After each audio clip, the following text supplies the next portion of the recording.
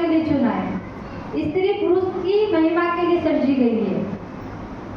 और जैसे हम विश्वास में आते तो हमारा क्या होता है, हमारा चाल चलन, हमारा उठना बैठना दूसरी बहन को देख के हम अपना बदल लेते हैं।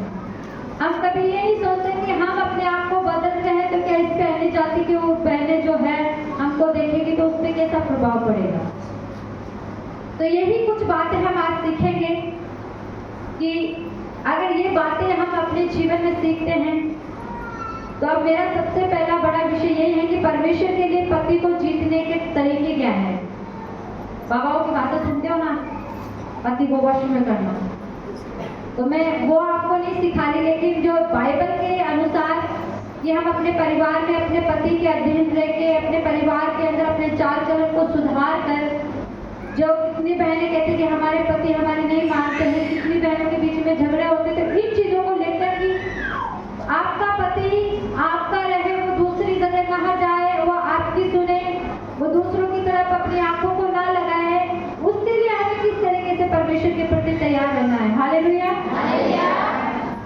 तो पतरस की किताब निकालेंगे, हम तीसरा अध्याय निकालेंगे। पहला पतरस तीसरा अध्याय का 1 आयत से लेके कोई भी बहन 6 आयत तक पढ़ेंगे। हे पत्नियों, तुम भी अपने पति के अधीन रहो, इसलिए कि यदि इनमें से कोई ऐसी हो जो वचन को ना मानते हो, तो भी तुम्हारा भाई सही पवित्र चाल चलन को देखकर बिना वचन के अपने अपने पत्नी के चाल चलन के द्वारा खींच लाए।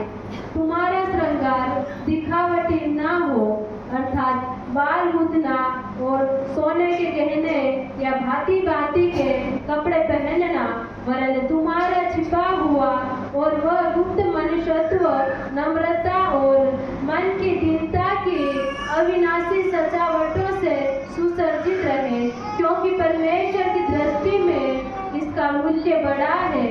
पूर्व काल में पवित्र स्त्रियां भी जो परमेश्वर पर आशा रखती थी, अपने आप को इसी रीति से संवारती और अपने अपने पति के अधीन रहती थी। हालेलुया। इस वचन को लेकर बहुत सी कलीसियाओं में गलत शिक्षा दी जाती है। यहाँ पे लिखा है कि तुम्हारा श्रृंगार दिखावटी ना हो, बाल गुतना ना हो, गहना पहनना ना हो। तो जैसे ही एक बहन चर्च में आती है तो वो सब कुछ उतार के छोड़ देती थी। हमारे तो बाइबल में ऐसा लिखा है। आप मुझे एक बात बताओ, आप पूरे कपड़े पहन के जाओगी, आप गले में कुछ नहीं डालोगे, हाथ में कुछ नहीं पहनोगे, और अन्य जाति बहन के पास सुसमाचार सुनाने जा रही है। वो बहन आपके पहनावों को देख के वो साफ मना कर देगी प्रभु पे विश्वास करने से, क्योंकि परमेश्वर ने हमको गहने पहनने से मना नहीं किया। आप समझो ये वचन क्या कह रहा है। परमेश्वर ने हमें कपड़े पहनने से, हमें श्रृंगार करने से मना नहीं किया है। अगर हम ऐसा कर नहीं करते हैं तो हम अपने आप को भी धोखा देते हैं, परमेश्वर को भी धोखा देते हैं। परमेश्वर ने यहाँ पे कई बहनें हैं, ना तो हाथ में चूड़ी पहनती है, ना गले में कुछ नहीं पहनती है। मैं उनके खिलाफ नहीं हूँ, जो नहीं पहनती उनके खिलाफ भी नहीं हूँ। मैंने बचपन से नहीं पहना क्योंकि मुझे शौक नहीं है। तो आप मुझे देख के अपने आप को ढालने की कोशिश मत करो। आप जैसी हो वैसी ही रहो, क्योंकि आप अन्य जाति परिवारों में रहती हो, अन्य जाति घरों में रहती हो, गाँव में रहती हो। दूसरी बहन जब हमें देखती है तो वो कभी विश्वास नहीं करेगी परमेश्वर पे। अगर आप परमेश्वर के लिए उनको जीतना चाहती है तो अपने शरीर के जो श्रृंगार है आप वैसा ही रखो, लेकिन ओवर मत करो, ज्यादा मत करो, ज्यादा श्रृंगार मत करो। वो श्रृंगार फिर लोगों को पाप में गिराता है।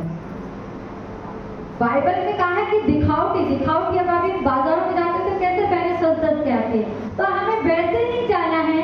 लेकिन जैसा कि हम एक ड्रेस पहन रहे हैं तो कम से कम एक साड़ी पहनने वाली बहन एक गले में छोटा सा बैंडल पहने, एक हाथ में कम से कम एक चूड़ी पहन कर आओ तो वो अच्छी लगती है। लेकिन अगर वो कुछ कैसा लगेगा वो बाद में दिखाऊंगी मैं। हालेलुया। तो परमेश्वर ने हमें बनाया है, सुंदर बनाया है, अच्छा बनाया है, लेकिन हम अपने हाथों से अपने आप को ज्यादा पवित्र दिखाने के लिए, धर्मी दिखाने के लिए अपने पूरा जो भी हम अपने जीव शरीर के साथ जो भी अपन करते हैं उनको छोड़ देते हैं। और हमारे पति जब दूसरी जगह चले जाते हैं तो हम बोलते हैं कि वो गलत तरीके से कर रहे हैं, वो किसी और के पीछे पड़े हैं। वो क्यों नहीं जाएंगे? क्योंकि गलती तो हमारी है। बाइबल आपको श्रृंगार करने के लिए मना नहीं करती है। हम बाइबल में उत्पत्ति के अंदर देखते हैं, जब सारा अपने बेटे इसहाक के लिए पत्नी का चुनाव करने के लिए कहती है तो वो उसके लिए गहने बेचती है, उसके लिए नथ बेचती है, उसके लिए अंगूठियां बेचती है, गहने बेचती है। अब वो बिना श्रृंगार के तो उसको अपने घर में लेके नहीं आएगी। हम भी आज से किसी की शादी करते हैं, बच्ची की, या देखने जाते हैं तो उसके लिए सोना चांदी लेके जाते हैं, तो वो रखने के लिए थोड़ी ना लेके जाते हैं। आप श्रृंगार करो, पर इतना मत करो कि दूसरी बहन आपको देख के गिरे कि इसके पास तो इतना पैसे इसलिए इतना करके आएगा। तो ऐसा करो कि आपके शरीर पे वो शोभा दे। हालेलुया। और जो हमारे शरीर का श्रृंगार है, उससे ज्यादा श्रृंगार हमारे अंदर के मनुष्य का, आत्मा का श्रृंगार होना है। हम बाहर से तो बहुत सुंदर हैं, अच्छे कपड़े पहनते हैं, अच्छा मेकअप करते हैं, अच्छा श्रृंगार करते हैं कि बड़े बड़े लोग भी आके हमसे बात करें, जो हमें नहीं देखते वो भी हमसे आके बात करें। उसकी भी इच्छा होती है कि यार इतनी सुंदर लग रही, चलो हम जाके बात करते हैं। वो दिखावा नहीं, लेकिन वहां पे आपको परमेश्वर के वचनों के द्वारा अपने आत्मा को तैयार करना है। अगर आप जैसा बाहर से दिख रही है, वैसा ही आप अंदर से शांति में, दया करने वाली, नम्रता रखने वाली, धीरज रखने वाली, विश्वास रखने वाली, एक प्रार्थना करने वाली बहन रहे। हालेलुया। जब आप ऐसी रहती है तो आपको पता रहता है कि जो सामने वाली चाहे कितनी सज के आ जाए, आप उसके आत्मा को पहचान लेती है कि वो परमेश्वर की आत्मा में है कि वो शैतान की आत्मा में है। हालेलुया। तो यहाँ मैं दो स्त्रियों की बात करूंगी। एक बुद्धिमान स्त्री है जो कैसे अपने परिवार में रहकर अपने आप को रखती है, अपने चाल चलन को रखती है, और एक मूर्ख स्त्री है जो अपने परिवार को तोड़ने का काम करती है। तो हम नीति वचन में से आज सब आयतें पढ़ेंगे। अब आज आयतों से मैं आपको दिखाऊंगी कि बाइबल ऐसी स्त्रियों के बारे में हमें क्या शिक्षा देती है। श्रेष्ठ गीत के अंदर एक ऐसी दुल्हन के बारे में परमेश्वर ने बात करी, एक ऐसी दुल्हन जो परमेश्वर की योग्य थी, उसके अनुसार वो सजी हुई थी। ऐसी दुल्हन जो परमेश्वर के वचनों से उसने अपना श्रृंगार किया हुआ था, वो दुल्हन जो परमेश्वर को भावती है। हालेलुया। तो हम सबसे पहले एक बुद्धिमान स्त्री की बात करेंगे। तो नीति वचन 14 निकालेंगे। नीति वचन 14 की पहली आयत पढ़ेंगे। आज हम बाइबल से पढ़ेंगे सारी आयतें, और आपको ये वचन ध्यान से सुनना है और आपको समझना है कि ये कभी मेरे अंदर है कि नहीं है।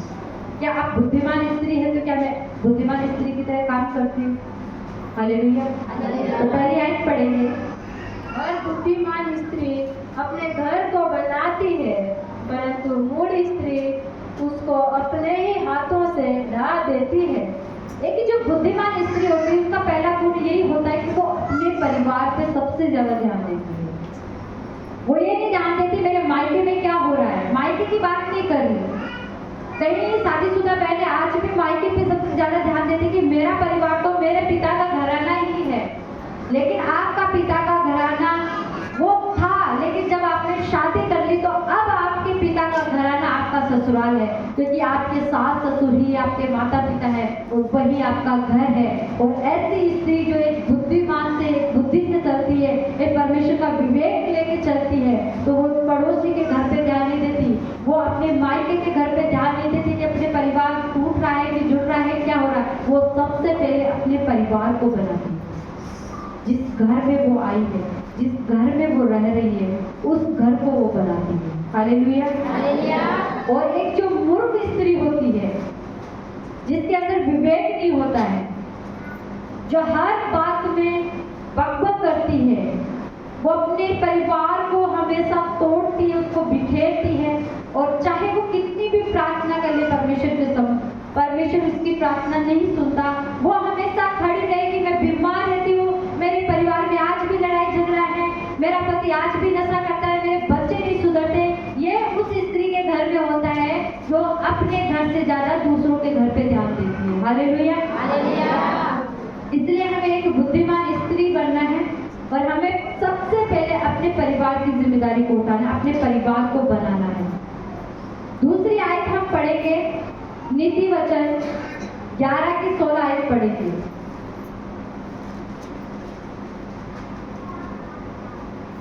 यहाँ लिखा है, अनुग्रह करने वाली स्त्री प्रतिष्ठा नहीं खोती है और उग्र लोग धन को नहीं खोते। एक स्त्री ऐसी जो बुद्धिमान और समझते रहती है, वो कभी भी कहीं पे भी अपना सम्मान नहीं खोती है। अब कई बार देखते हो हमें ताना मिलता है, कई परिवार ऐसे होते हैं कि जो बेटी से इतना प्यार करते हैं कि एक औरत के 5 बेटे भी हो जाए तो भी वही प्यार रहता है, 7 हो जाए तो भी वही प्यार रहता है, एक रहे तो भी वही प्यार रहता है, नहीं रहे तो भी वही प्रेम रहता है। लेकिन जो स्त्री विवेक नहीं रखती, बुद्धि से नहीं चलती, परमेश्वर के डर में नहीं रहती, जिसको परमेश्वर पे विश्वास नहीं है, तो वो प्रार्थना में भी कमजोर है और वो हमेशा तानों का ही शिकार रहती है, और वो बच्चों पे बच्चे पैदा करते जाती है, वो ये समझ के कि मुझे एक लड़का चाहिए ताकि हमारे घर का वारिस हो, हमारे परिवार को चला सके। और ऐसे में उस स्त्री एक बीमारियों का घर बन जाती है। आखिर में जब उसका बुढ़ापा आता है तो वो उस बुढ़ापे के अंदर उसका शरीर उसका साथ नहीं देता है।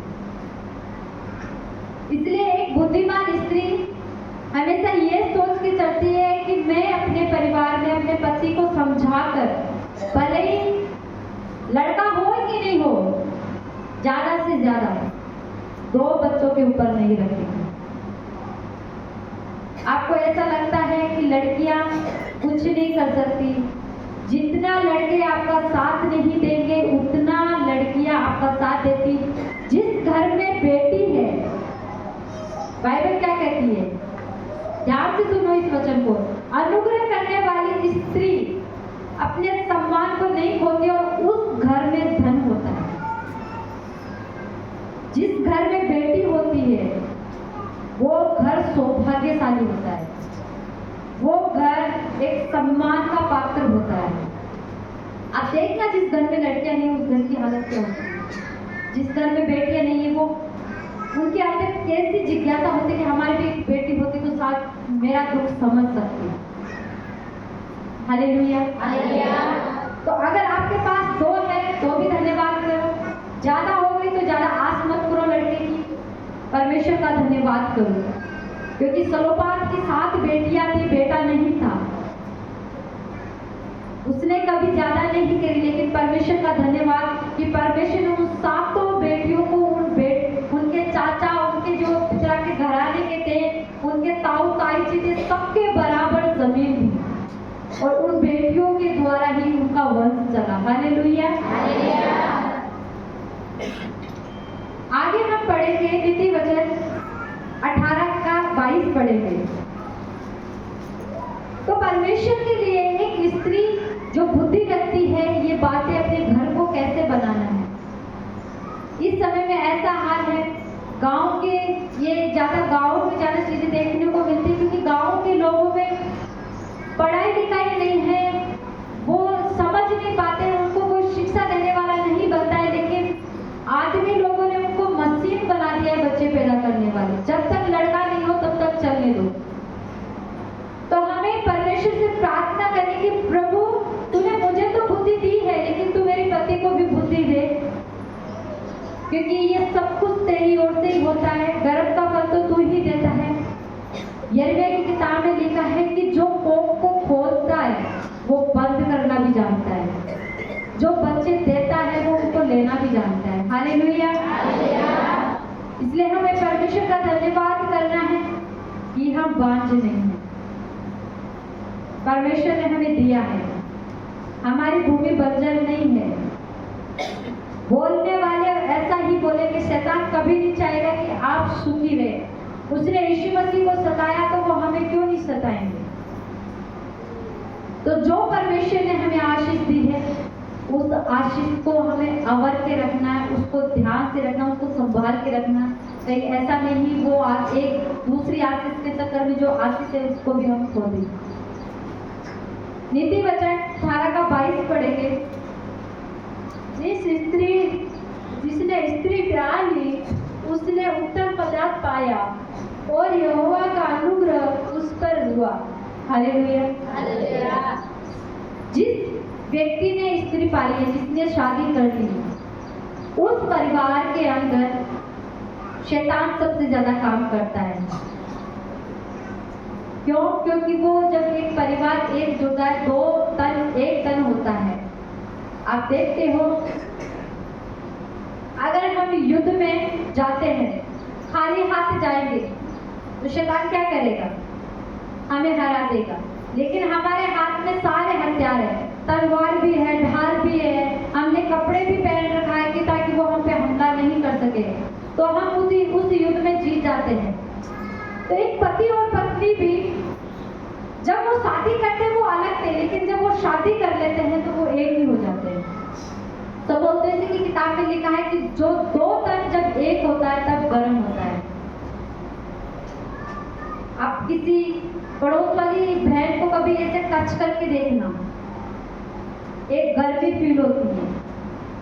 जब दो आत्मा एक आत्मा हो जाती है, दो शरीर एक जगह मिल जाते हैं, वहां पे आशीष डबल हो जाती है। हालेलुया। जहां पति पत्नी मिलते हैं वहां परमेश्वर की आशीष, उसका अनुग्रह ज्यादा होता है। उसी पति पत्नी पे जो बुद्धिमान से और समझ से चलते हैं। लेकिन वहां पे शैतान भी काम करता है। वो नहीं चाहता है कि इसका परिवार बढ़े, इसका वंश बढ़े, इसलिए वो उसके दिमाग में पुरानी जो पीढ़ियां चली आती है, उनके ख्याल, उनके विचार उसके दिमाग में लेके चलता है और वो परिवार कभी भी नहीं बन पाता। वो हमेशा निराशाओं को देखता है, वो दुखों को देखता है, उनको अपमान ही मिलता है, वो लोगों की सुन के चलता है। लेकिन जो परमेश्वर की ओर से होते हैं, जो एक दूसरे को देख के चलते हैं, पति अपनी पत्नी को और पत्नी अपने पति को देख के चलती है, तो वो कभी भी खाली हाथ नहीं होते। मेरा परमेश्वर जिसने हन्ना की कोख भरी, जिसने हन्ना को मुंह मांगा वरदान दिया, वो सबों को देता है। हालेलुया। ये एक बुद्धिमान स्त्री की बात मैं बता रही हूँ।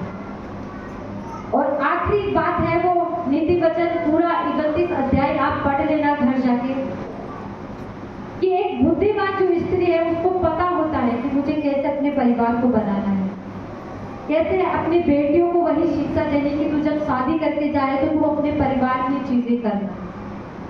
कई बार कहते हैं कि बेटी के गुण, माँ के गुण बेटे में आ जाते हैं।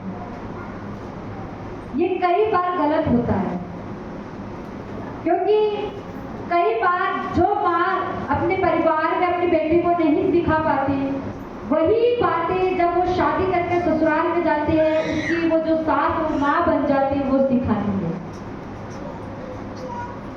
तो हम कभी नहीं कहेंगे कि एक बेटी के गुण माँ में आते, कभी नहीं कहना है ये चीज। ये एक श्राप है जो हम अपने ऊपर ले लेते हैं। लोग ये श्रापित बात बोलते हैं हमें कि तू अपनी माँ की जैसे निकल गई। कभी नहीं बोलना। परमेश्वर ने आपको एक अच्छी सुंदर स्त्री बनाया है, एक पुरुष के लिए बनाया है, ना कि किसी औरत के लिए बनाया है, ना कि किसी दूसरी चीजों के लिए बनाया। आपको एक पुरुष की महिमा के लिए सृजा गया है, बनाया गया है। आपको किसी दूसरी औरत की तुलना में एक व्यक्ति नहीं गिरा सकता। तो हमें अपने परिवार को मूर्ख स्त्री की तरह नहीं बनाना है, लेकिन एक स्त्री की तरह बनाना है जो सवेरे जल्दी उठती है, अपने परिवार पे ध्यान देती है, अपने काम पे ध्यान देती है, वो सोच विचार करती है कि आज मुझे क्या काम करना है। अपने बच्चों को वो सही शिक्षा देती है, अपने बच्चों को सही शिक्षा के मार्ग पर लेके जाती है, अपने शरीर का ध्यान रखती है, अपने पति का ध्यान रखती है, उसकी जरूरतों का ध्यान रखती है, अपने उठने बैठने में वो ध्यान रखती है कि वो कहाँ बैठ रही है, लोगों के बीच में वो अपना ध्यान रखती है कि मुझे लोगों के बीच में कैसे जाना है,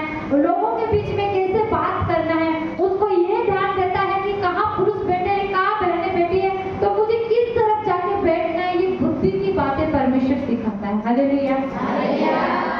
ऐसी स्त्री जो बुद्धि से चलती है, चीजें उसके दिमाग में रहती है, उसके आत्मा में रहती है, उसके वो चीजें, वो श्रृंगार फिर उसके शरीर के ऊपर आता है। ये आत्मिक श्रृंगार है जो एक बुद्धिमान स्त्री रख के चलती है। तो हमें आज से एक बुद्धिमान स्त्री की चलना है। और हम दूसरी बात देखेंगे एक मूर्ख स्त्री की तरह। एक मूर्ख स्त्री कैसे है, किसको हम मूर्ख स्त्री कह सकते हैं? हम अपने आप को सब बुद्धिमान समझते हैं, सब समझ वाले समझते हैं कि मैं तो अपना बड़ा परिवार चलाती हूँ, मैं तो समझ रखती हूँ, लेकिन हमारे अंदर भी कहीं ना कहीं कमी है, कहीं ना कहीं हम भी गलतियां करते हैं, क्योंकि पूरा पूर्ण तरीके से कोई नहीं है परमेश्वर के सम्मुख पवित्र। भजन संहिता में लिखा है कि स्वर्ग भी मेरे सम्मुख पवित्र नहीं है, स्वर्गदूत भी नहीं है, तो हम मनुष्य हैं। तो हमें अपने आप को ज्यादा धर्मी ना ठहरा कर हमें ध्यान देना है कि हमें कहाँ सुधार करना है। अब हम मूर्ख स्त्री के बारे में बात करेंगे। इससे पहले मैं आपको एक चीज दिखाऊंगी, ठीक है? बाइबल कहती है कि मूर्ख स्त्री कैसी होती है, बताओ? यह है मूर्ख स्त्री। ये तो आप बोलोगे, ये तो आपने बिल्ली की फोटो दिखा दी, उसने श्रृंगार कर रखा है, अच्छा मेकअप कर रखा है। जो स्त्री बुद्धि नहीं रखती, ये गांव की स्त्री है, शहर की भी दिखाऊंगी। जो स्त्री बुद्धि नहीं रखती और वो हमेशा बकबक करती है, लड़ाई झगड़े करती है, शक करती है, उसके अंदर विश्वास नहीं होता, वो ऐसी होती है। क्योंकि बुद्धि वही नहीं रखता, एक जानवर बुद्धि नहीं रखता। अगर जानवर बुद्धि रखता तो वो हमारी तरह सुबह उठ के नहाता, अच्छे से अपने ऊपर ध्यान देता, अपने परिवार के ऊपर ध्यान देता, अपने दिनचर्या के ऊपर ध्यान देता, परमेश्वर के कामों पे ध्यान देता। लेकिन एक जानवर बुद्धि नहीं रखता है, और उस जानवर को ऐसा तैयार कर देंगे, फिर भी क्या लगेगा? वो इतना अच्छा सुंदर तैयार कर देंगे, फिर भी क्या दिखेगा? जानवर ही दिखेगा। ये शहर की स्त्री है, देखा चश्मा उस्मा लगा। हाँ, जानवर को भले ही हम कितना ही कैसा ही कपड़ा पहना दे, कितना ही सुंदर बनाने की कोशिश करें, क्योंकि जानवर बुद्धि नहीं रखता है। आप उसको कितना ही अच्छा तैयार करके बिठा दो, 5 मिनट बाद में उसको आके देखना। तो हम मूर्ख स्त्री की बात करेंगे। ये वही मूर्ख स्त्री है जो ऐसे काम करती है, दिखाओ की श्रृंगार। हालेलुया। तो हम निकालेंगे नीति वचन 11 का 22 निकालेंगे।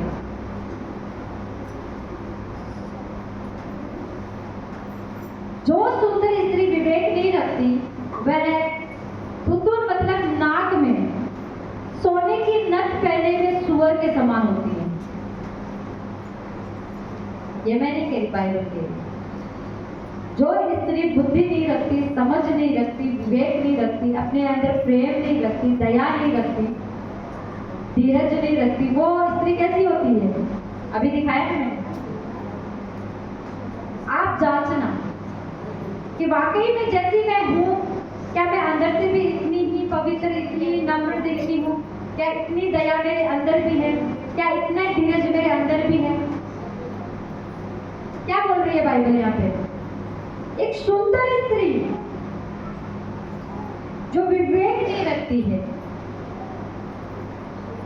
किसके समान होती है? नीलाए हुए सूअर के समान, जिसका मेकअप हम कर देते हैं। हालेलुया। दूसरी चीज हम देखेंगे, दूसरा वचन निकालेंगे, नीति वचन 21 का 9 निकालेंगे। यहाँ पे लिखा, लंबे चौड़े घर में झगड़ालू पत्नी के संग रहने से छत के कोने पर रहना उत्तम है। अगर ये पत्नी की बात नहीं है, ये पत्नी झगड़ा होती है, पति भी कभी कभार झगड़ा करता है। यहाँ ये पतियों, आप बहनों हो इसलिए मैं बहनों के अनुसार आपको समझा रही हूँ। अगर ये पतियों के लिए भी प्रिय वचन है, झगड़ालू पत्नी के साथ में रहने से तो अच्छा है घर के किसी एक कोने में। अलग नहीं होना है, बाइबल अलग होने के लिए नहीं बता रही है यहाँ पे कि आप तलाक दे दो, आप छोड़ के चले जाओ, दूसरी शादी कर लो, ये बाइबल नहीं कह रही है। घर में रहना, अलग रहने का मतलब है अलग रहकर अपने उस पति के लिए या अपनी उस पत्नी के लिए प्रार्थना करनी, उस स्वभाव के लिए प्रार्थना करनी। जो मूर्ख स्त्री होती है वो हमेशा बाप झगड़ा करती रहती है, छोटी छोटी बातों में झगड़ा करती रहती है। तूने ऐसा नहीं किया, आज तो मुझे वहां ले जाते, वहां नहीं लेके गया, बच्चों को लेके झगड़ा कर रहे थे, घर के किसी काम को लेके झगड़ा करने लग जाते हैं। उसके स्वभाव में वो झगड़ा होता है, और जब वो बाहर जाती है वही स्त्री अच्छी बन ठहर के जाती है। तो वो किसके समान है? इस वचन के साथ में कि वो सुअर को जब हम तैयार करते हैं तो उसको अच्छा तो हम तैयार करते हैं ताकि वो अच्छा दिखे, लेकिन उसके गुण, उसका कर्म, उसका व्यवहार, उसका चरित्र प्रकट कर देता है। हालेलुया। तो हमें इन स्त्रियों के समान ही होना है, झगड़ा नहीं करना है। अगर हम विवेक रखते हैं, परमेश्वर के सब बुद्धिमानी से चलते हैं, तो हमारे अंदर झगड़ा नहीं होगा। झगड़ा करने वाली दुष्ट आत्मा को हम डांट कर निकालना हमें घर से। अगर आप पति पत्नी के बीच में हर बार कोई छोटी मोटी बातों को लेके, काम को लेके, अधिकतर बच्चों को लेके झगड़ा होता है, तो हमें झगड़ा नहीं करना है, उस चीज को समझ के बोलना है, सामने वाले को भी समझाना है, खुद को भी समझना है। कई बार ऐसा होता है कि सामने वाला भी नहीं सुनना चाहता और हम भी चुप नहीं रहना चाहते, तो उस परिवार में हमेशा झगड़ा ही होता है। अगर आपको पता है कि आपका पति घर से बाहर से काम करके थका हारा आ रहा और हम घर पे भी आके उसको दो बात कह के उसका गुस्सा ऊपर चढ़ा देते, आपको समझना है जब वो घर से अंदर आए, आप उसको एक गिलास पानी दो, उसको आराम से बिठाओ, उसको थोड़ी देर अकेला छोड़ो और उसको चाय वाय जो भी आपको करना है वो करो और शांत मन से उनको वो बात बताओ, तो उस परिवार में झगड़ा नहीं होता है। लेकिन उस परिवार में होता है, आए तो शाम को आके मैं बताऊँ, ये मेरे साथ भी होता है। वो उस टाइम पे होता है जब बोलने के बाद गलती करते हैं। ऐसा नहीं कि मैं भी आप लोगों में आती हूँ, पर मैं झगड़ा नहीं करती, मैं सोच समझ के बोलती हूँ, मैं सामने वाले का मुंह देखती हूँ पहले ये ठीक है कि नहीं है, उसके बाद में बात करती हूँ। क्या बोलने के बाद मैं गलती करूँगा तो उसके बाद में झगड़ा नहीं होता। अगर आप बोल रहे हो पहले से कि आप इस चीज को कंफर्म करो ऐसा है कि नहीं है, और उसके बावजूद भी आप काम करते हो, फिर बाद में आप बात करते हो, वहां झगड़ा नहीं होगा क्योंकि आपने कंफर्म किया पहले। सामने वाला समझेगा, वो अपनी गलती मान लेते, तो वहां झगड़े नहीं होता है। लेकिन जब आते ही हम चढ़ जाते हैं तो वहां झगड़ा होता है। हालेलुया। तो हमें समझदारी के साथ में, सोच विचार के साथ में अपने परिवार के अंदर रहना है, अपने पति के साथ अपना व्यवहार रखना है। हालेलुया। दूसरी बात हम यहाँ सीखेंगे, नीति वचन 7 का 11 और 21 आयत निकालेंगे। नीति वचन 7 उसका 11 और 21 आयत निकालेंगे।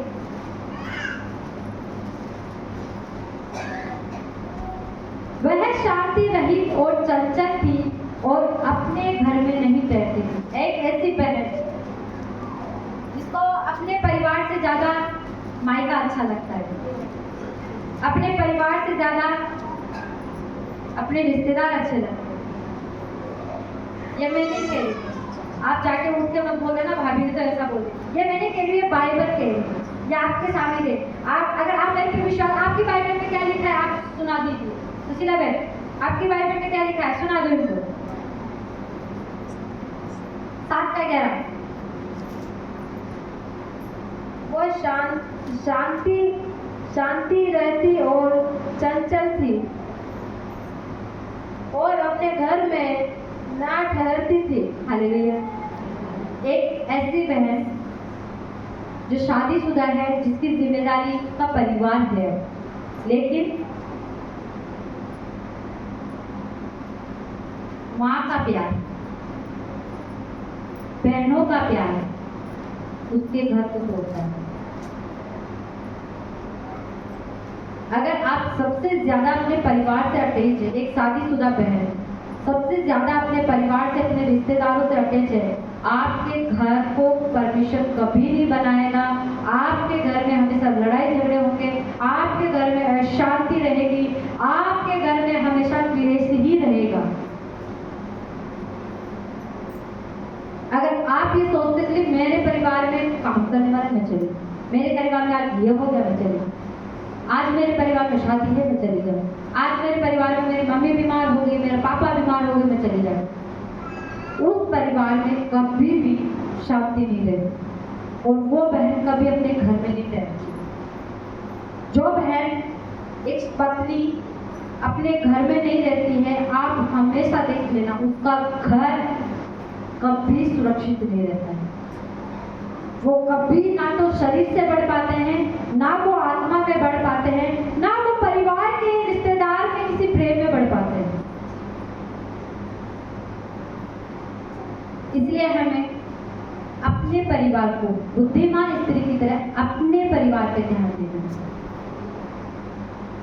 आपका परिवार आपका पूरा शरीर से जुड़ा हुआ है, आपके हाथ पैर, आपके आँख कान नाक सब घर में है, लेकिन आप जब उनको अलग करने की कोशिश करती है तो वो पूरा परिवार बिखर जाता है और फिर हम दूसरों पे दोष लगाते। दोष बाइबल कहते दोष लगाए जाते, तुम पे भी लगाया जाए क्योंकि तुम खुद गलत हो। तो हमें ऐसा नहीं करना है। हमें पहले प्रथम अपने पति को रखना है, पहले अपने पति को रखना है। आपका पति का परिवार आपका पिता का घराने के समान है, वही आपका परिवार है। आपकी जिंदगी उनके साथ जुड़ी है। आपका परिवार जो आखिरी सांस आप आखिरी दिन तक आखिरी आंख जब बंद करोगी आप अपने पति के घर में करोगे, ना कि अपने पिता के घर में करोगे, क्योंकि परमेश्वर ने पिता से आपको इसीलिए अलग किया था ताकि आपको संसार में दूसरा जो आप जिसको आप ससुर कहते टॉर्चर मारती हो, वो आपका एक पिता है जो परमेश्वर ने हमें दिया है। तो हमें अपने परिवार को, अपने पति का जो घराना होता है उस घर को बुद्धिमानी से संभालना, उस घर में पहले ध्यान देना। आप पहले देखो कि आपके घर की रोटी पकी है या नहीं पकी है, बाद में जाके आप अपने दूसरे घर को जाके खिलाओ। पहले अपने घर के लोगों का पेट भरो। हालेलुया। पहले अपने परिवार को सुधारो, पहले अपने परिवार को नियम में लाओ, पहले अपने परिवार पर लगाम लगाओ, फिर बाद में अपने आप दूसरे परिवार भी सुधर जाएंगे। ये बुद्धिमान स्त्री जो अपने परिवार को बनाती है, और जो मूर्ख होती है वो हमेशा आए दिन जब मर्जी आए बिना बोले चले जाते। तो हमें ऐसा नहीं करना है। हम इस परिवार में जैसे परमेश्वर ने एक जिम्मेदारी दी है तो हमें इस जिम्मेदारी को पूरा करना है। और दूसरी एक आयत पढ़ेंगे, 22 पढ़ेंगे, इसमें लिखा है वह तुरंत उसके पीछे हो लिया।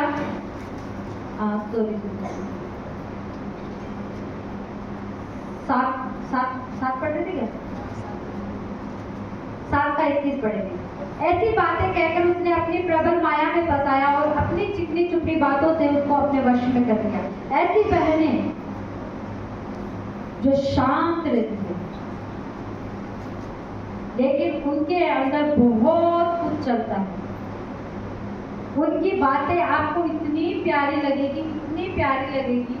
एक मूर्ख स्त्री जब बातें करती है ना, वो बड़ा चढ़ा के बात करती है, अच्छी अच्छी बातें करके फंसाने की कोशिश करती है। लेकिन जब एक बुद्धिमान स्त्री होती है, जब एक बुद्धिमान स्त्री बोलती है, वो वचन के साथ में बोलती है, वो डंके की चोट पे बोलती है और वो सच्चाई के साथ बोलती है। हालेलुया। लेकिन जब एक मूर्ख स्त्री बोलना शुरू कर देती है, वो हमेशा दूसरों के ऊपर दोष लगाएगी, दूसरों को नीचे गिराने के लिए अपने आप को ऊपर करेगी, अपने आप को अच्छा दिखाएगी, ऐसा स्वभाव बना लेगी कि वो लोगों के अंदर अपने आप को प्रकट करना चाहेगी। लेकिन वो उसकी बुद्धि नहीं, वो शैतान की बुद्धि है जो उसकी पूरा मूर्ख बना चुकी है, उसको पूरा निर्बुद्धि बना चुकी है। और ऐसी स्त्री कभी अपने परिवार में सुखी नहीं रहती। हालेलुया। तो दूसरी आयत लिखेंगे, पढ़ेंगे हम नीति वचन 21 का 19 पढ़ेंगे।